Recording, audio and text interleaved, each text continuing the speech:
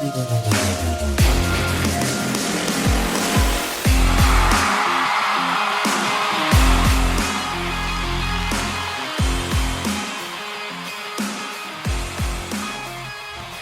I came across this super interesting article that featured the name Kylen Granson, and what it claimed was that he was one of the best values in terms of the team's contract at the tight end position in all of the NFL. And this article was over at Horseshoe Huddle. I'll make sure to pop it in the description, written by Drake Wally. By the way, shout out to Drake Wally. Shout out to the people at Horseshoe Huddle. Don't just say it the Brown knows them. They do excellent work. It's people like them that can come out and actually give us the news and the things to talk about so that I could come here and not have to worry about the news, right? And just react and give opinions and things of that nature. But I'm going to put on my reading glasses real quick, just to kind of give you a little piece of this article right here, because of course these are legitimate reading glasses, could not read without these very real and legitimate glasses, of course. So number one, the way they determined this was they took the cap hit and receiving yards. This was Pro Football Reference, by the way, of every NFL tight end during the regular season this past year. And then after doing the math of the dollar per point share for each player in the league, they were able to determine the top 10 most value-driven tight ends from this season. And on this list is Kylen Granson at number 9 out of 10, albeit, but there's some impressive dudes on this list. Jake Ferguson, Trey McBride is a hell of a rookie over there, or at least second-year guy in Arizona. Sam Laporta, spectacular. Isaiah Likely, obviously an up-and-comer. Kate Otten, right? Pretty decent company over here. It's not like these were all bums on this list. And Kylen Granson found himself on this list. And I found that to be very interesting because Kylen Granson is a guy I've always been interested in. For those of you who have maybe been here for quite a period of time, number one, thank you for being here for as long as you have been. If you were here before the season had started, coming into this season, before the Colts shocked the world with their productivity, I had predicted that in Shane Steichen's system that the Colts were actually going to have a breakout tight end coming into this season, one of like the 6 or 7 guys that we had on the roster to start the year. I thought one of them was going to break out, and Kylen Granson, the unpopular opinion, everyone talking about Jelani Woods, Kylen Granson was my pick of the litter. And while that didn't come to be, he did end up leading the tight ends for the Colts in every statistical category. And it was also clear, at least when Anthony Richardson was in the lineup, that the tight ends were a part of the plan for this Colts offense. And Kylen Granson is just one of these guys that is my type of football player. He gets a lot out of a little. And I'll try to explain what that means and why I like that so much in a player, right? Because at 6'2", 240 pounds, he doesn't exactly have the prototypical size of some of these top tight ends in football, right? And guys like him understand the value of hard work and know that they need to work hard to reach their full potential. It's not to say that talented people don't work hard or can't work hard, but oftentimes a strong work ethic comes from unfavorable circumstances because you kind of understand the path that's in front of you. You know you don't have all of these gifts, right? You're not a guy like Anthony Richardson, although he doesn't fall into this bucket, but a guy like Anthony Richardson, why we find him so impressive partially is because he is one of the most athletic quarterbacks, if not the most athletic freak of a quarterback that has ever come through this league. And he works his ass off as if he has none of those physical gifts, right? Generally speaking, you have all these gifts, you're able to not work as hard. It's kind of their Achilles heel is that they're so gifted that they don't have to work as hard. And the same can be said the other way around.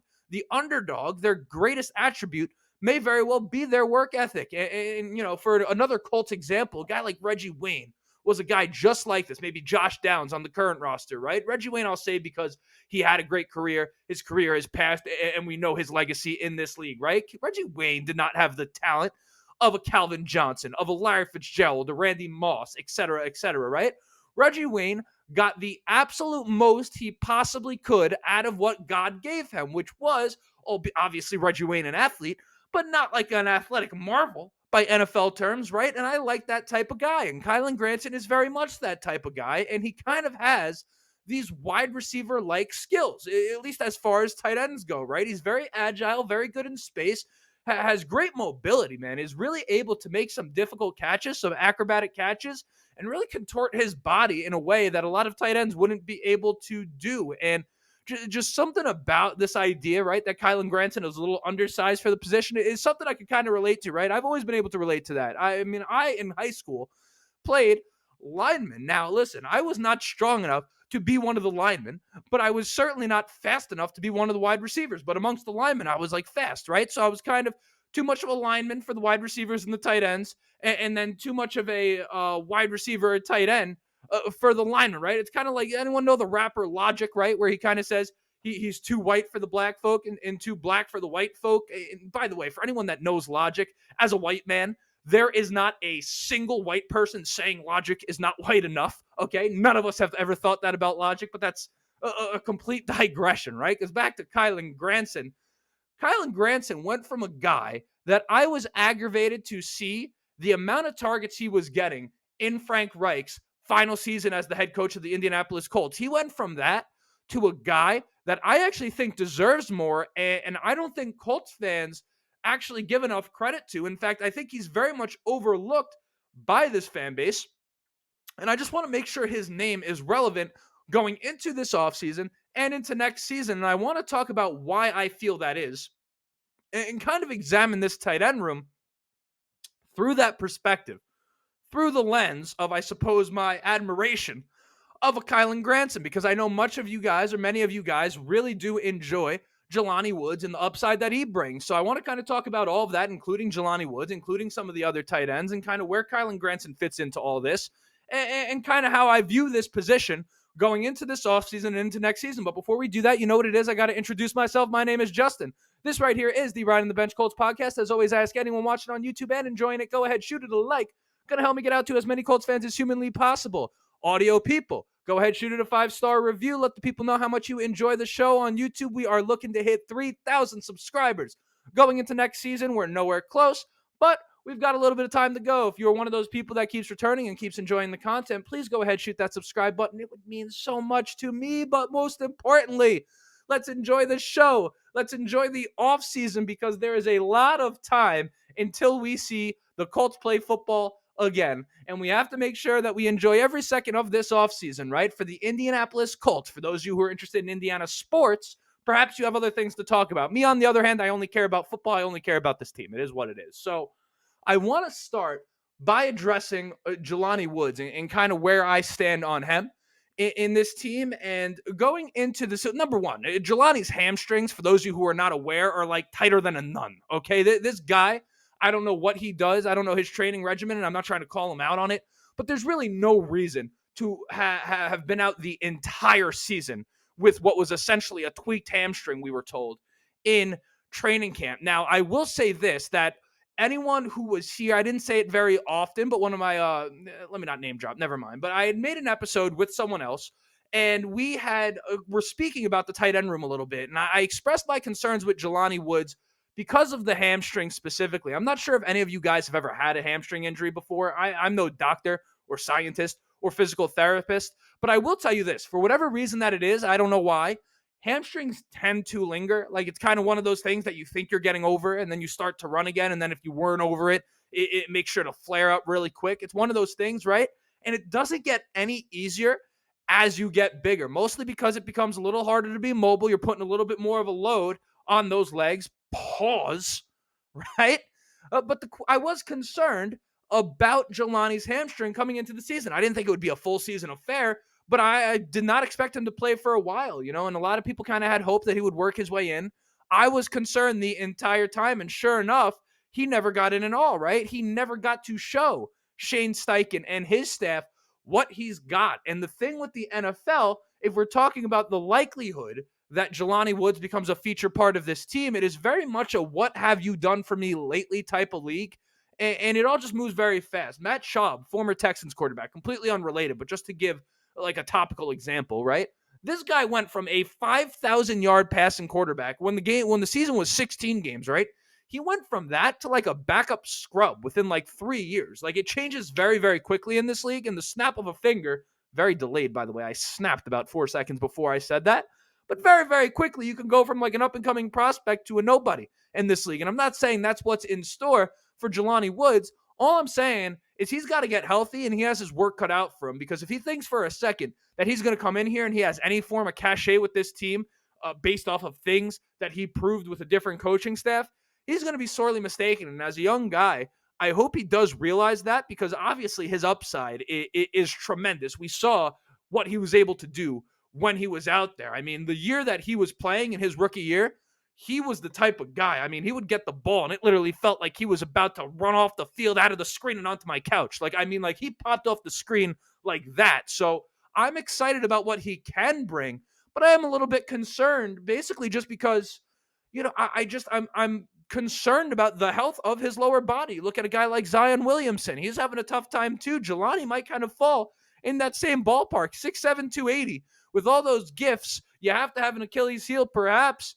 He needs to, I don't know, shed a little weight. Not now he's trying to be a dietitian, but it's possible Jelani might have to come into next season a little bit lighter, a little bit more limber, or he might realize real quick that he does not have a place here with the Colts starting lineup, or perhaps even really deeply into the rotation. Now, there are some other guys that we saw on the roster this year, and this kind of speaks to why I like Kylen Granson going into this offseason, right? I said Jelani Woods' name. But you have guys like Andrew Ogletree. We know what happened there. No need to rehash. Very unlikely that he ever plays for the Colts again, right? Mo Alley-Cox, we assume, is going to get cut. I thought they should have cut him last offseason with the money that he cost, giving us absolutely nothing, giving us what anyone else would give us. Not that he can't play, but for the money, he's not going to find himself on the list of best values at the position, right? So you got Ogletree and Mo Alley-Cox out of the equation. So now you really look at the core of this tight end position being Jelani Woods and his hamstrings. And then you got Will Mallory, and then you got Kylen Granson. And Will Mallory, we like. Listen, I really, really like what Will Mallory was able to do this year. But you look at the fact that he was a fifth-round rookie this past season. Kylen Granson, a fourth-round pick in 2021.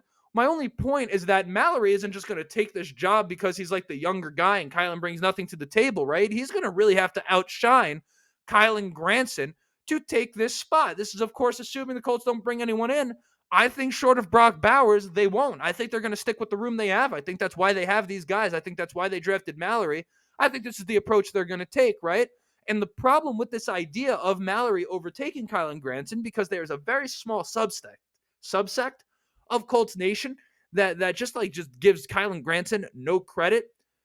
Kylen Granson is an absolute workhorse, okay? This is a high effort type of guy. As I said at the top of the show, he doesn't have all of the gifts that some of these other guys have. He doesn't have the natural size of a Jimmy Graham and these Travis Kelce. Some of these guys that are like former basketball players or quarterbacks or whatever they might be, but they are like these 6'5", 6'6" type of dudes. He doesn't have all that, right? This is an effort type of dude. And I go back to the preseason when Shane Steichen was asked about this tight end room. He went out of his way to point out how good of a blocker Kylen Granson was. And make no mistake, that was intentionally done. And I knew at that moment that Kylen Granson was going to be the starting tight end for the Indianapolis Colts that season.